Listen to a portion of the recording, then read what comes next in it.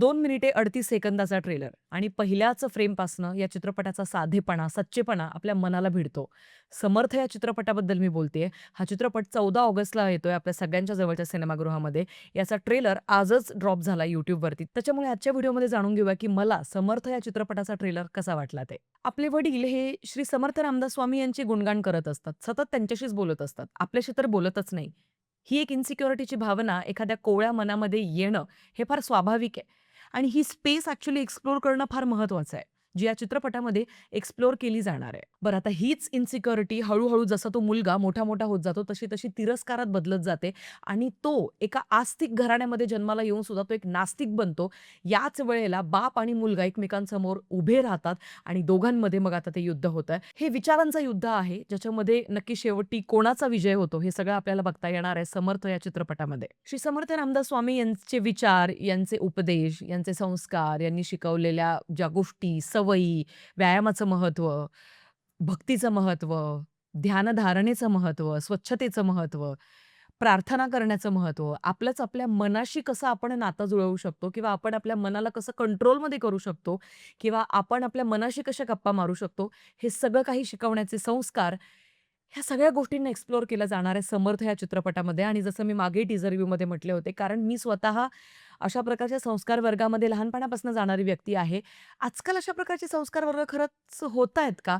कारण आता ऑफकोर्स आपण मोठे झालो मिलेनियल्स त्याच्यामुळे आजूबाजूला काय चाललंय हे फार काही एवढं माहिती नाहीये. म्हणजे लहान-लहान मुलं वगैरे आता कुठे जातायत काय ते माहिती नाहीये. तर मी तुम्हाला हा प्रश्न थेट विचारते. तुम्ही कमेंट सेक्शनमध्ये मला कळवू शकता. अजूनही या बैठका होतायत का? आणि होत असतील तर फार कमाल गोष्ट आहे, फार सुंदर गोष्ट आहे. कारण इतक्या कोवळ्या वयामध्ये ज्यावेळेला तुम्ही देशभक्ती, राष्ट्रभक्ती किंवा आपली काय कर्तव्य आहेत, आपण कशा पद्धतीने भक्तीच्या मार्गाने चालून आपलं चारित्र्य कसं बांधू शकतो, श्रीरामचरित्र कसं स्वीकारू शकतो आणि प्रभू श्री रामचंद्रांसारखं बनण्याचा कसा प्रयत्न करू शकतो. तर हे सगळे काही संस्कार जितके कमी वयात मुलांच्या मनावरती बिंबवले जातील, तितकी चांगली पिढी तयार होईल आणि त्याबद्दल तुम्ही मला नक्कीच सांगू शकताय. आता या ट्रेलरमध्ये आपल्याला पुष्करराज चिरपुटकर दिसताय. या चित्रपटामध्ये त्यांची फार महत्त्वाची भूमिका असणार आहे. कारण मुख्यतः बाप आणि मुलगा या 2च व्यक्तींच्या आजूबाजूला फिरणारी ही कथा मुख्यतः असेल. इतरही बरेचसे पात्र नक्कीच आहेत. म्हणजे ईशा केसकर आहे, त्याच्यानंतर हार्दिक जोशी आहे. हे सगळे वेगवेगळे पात्र आपल्याला दिसतच आहेत. पण मुख्यतः जी कथा असेल ती या दोघांच्या अवतीभोवती असेल. त्याच्याचमुळे पुष्करराज चिरपुटकर यांच्या चेहऱ्यावरचे हावभाव जर का तुम्ही बघाल, I mean what an outstanding actor he is. एका ट्रेलरमध्ये एखाद्या अभिनेत्याने इतक्या वेगवेगळ्या छटा दर्शवणं, हे मूळतःच फार मोठी गोष्ट आहे, ज्याचं कौतुक करायला हवं. ती सौज्वळता, त्याच्यानंतर एक बाप म्हणून आलेला राग, त्याच्यानंतर आपण गुरु पण आहोत, त्याच्यामुळे तो संयम, प्रेम, माया, भक्ती, संस्कार देतानाचे चेहऱ्यावरचे हावभाव, ह्या सगळ्या वेगवेगळ्या छटा पुष्करराज चिरपुटकर यांनी ज्या पद्धतीने ट्रेलरमध्ये दाखवल्यात, ती एक संपूर्ण होलसम रेंज आहे, जी आपल्याला पाहायला मिळणार आहे या चित्रपटामध्ये. Pushkaraj Chirputkar I think he is one of the outstanding actors we have from the Marathi film industry, ज्यांच्यापर्यंत उत्तम लेखक, उत्तम दिग्दर्शक आणि उत्तम बजेट ह्या 3 गोष्टी आत्तापर्यंत एकाच वेळेला पोहोचलेल्या नाहीयेत. आणि त्याच्यामुळे आत्तापर्यंत जेवढ्याही चित्रपटांमध्ये त्यांनी काम केलंय, चित्रपट कसाही असो, तो चित्रपट गणलेला असू दे किंवा भारी असू दे, पण त्यांचं एक वेगळं काम हे आपल्याला दिसून येतं आणि ते हायलाइट नक्कीच होतं. त्याच्याचमुळे मी खूप एक्सायटेड आहे त्यांचा अभिनय या चित्रपटामध्ये बघण्याकरता. त्याच्यानंतर जसं मी मगाशीच म्हटलं, या चित्रपटामध्ये आपल्याला हार्दिक जोशी दिसणार आहेत, ईशा केसकर आहे, प्रसाद खांडेकर आहेत आणि इतरही बरेचसे कलाकार आहेत. ह्या सगळ्या कलाकारांना एकत्रितपणे काम करताना बघून नक्कीच आनंद होतोय आणि एक वेगळ्या पद्धतीने थोडासा मॅच्युरिटीने हा बनवलेला सिनेमा असावा, ही एक अपेक्षा माझ्या मनात नक्कीच आहे. कारण अशा प्रकारचे विषय आस्तिक व्हर्सेस नास्तिक, आता ही जी एक चौकट आहे, याला एक्सप्लोर करण्याकरता खूप मॅच्युरिटीने ती चौकट एक्सप्लोर करणं फार गरजेचं आहे. तर्क-वितर्क लावले जातात. तथ्याशी जुळून राहून आपल्याला सगळे तर्क मांडायचे. तर हा अप्रोच फार मॅच्युरिटीने घेतलेला असायला पाहिजे. तरच त्या चित्रपटामध्ये सगळ्या गोष्टींची मजा येईल बघताना. नाहीतर खूपच बालिश पद्धतीने जर का आपण आपलं विचारांचं युद्ध लढण्याचा प्रयत्न केला, तर मग तिथे तर मग काय होईल ते आता 14 ऑगस्ट नंतरच आपल्या सगळ्यांना समजेल.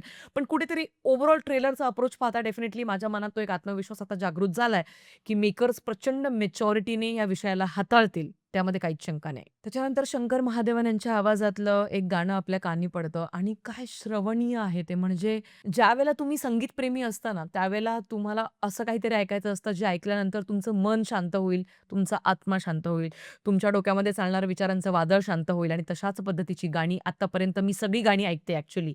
समर्थ या चित्रपटाची जेवढी त्यांनी रिलीज केलेली आहे, 2 ते 3 गाणी रिलीज झालेली आहेत आणि मी ती सगळी ऐकतेय. लिटरली रिपीट लूपवरती. त्यामुळे फारच सुंदर गाणी आहेत. सगळ्या गोष्टी उत्तमरित्या जर का जुळून आल्या, तर हाही चित्रपट एक चांगल्या पद्धतीचा बिझनेस नक्कीच बॉक्स ऑफिसवरती करू शकेल, यात तीळ मात्र शंका नाही. पण टेक्निकली हा चित्रपट ॲक्चुअली स्ट्राँग असायला पाहिजे, तितकीच एक भीती आहे. बघूया. ओव्हरऑल ट्रेलरला पाहता या संपूर्ण चित्रपटाचा सगळ्यात मोठा हायलाइट पॉइंट तोच असणार आहे, ज्यावेळेला बाप आणि मुलगा आमने-सामने असतील, एकमेकांसमोर असतील आणि तिथे तर्क-वितर्क सगळे लावले जातील. आता त्या पर्टिक्युलर सीनचं लिखाण कसं केलेलं आहे ना, हे खूप महत्त्वाचा विषय असणार आहे. त्याच्याचमुळे आता कारण तुम्ही माध्यम श्री समर्थ रामदास स्वामी यांचे विचार सगळ्यांपर्यंत पोहोचावेत यासाठी तुम्ही माध्यम सिनेमाचं निवडले. त्याच्यामुळे या चित्रपटाकडे चित्रपट म्हणूनच बघितलं जाईल. तिथे जस्ट बिकॉज समर्थांवरती सिनेमा बनलाय म्हणून आपण कौतुक करायला पाहिजे असं अजिबात नाही आणि जी माणसं आपल्या चॅनलवरती खूप वर्षांपासून जुळलेत त्यांना एक्झॅक्टली माहिती आहे. आपण तशा पद्धतीने रिव्ह्यू करत नाही. त्याच्याचमुळे आय जेन्युइनली वॉन्ट की हा सिनेमा खूप जास्त टेक्निकली स्ट्राँग असायला पाहिजे. ट्रेलरमध्ये तर कुठेच मला काही असं कॉम्प्रोमाइजेस वगैरे असे काही करण्याचे काही क्षण नाही जाणवले. आता बघूया 14 ऑगस्टला सगळं काही कळेल.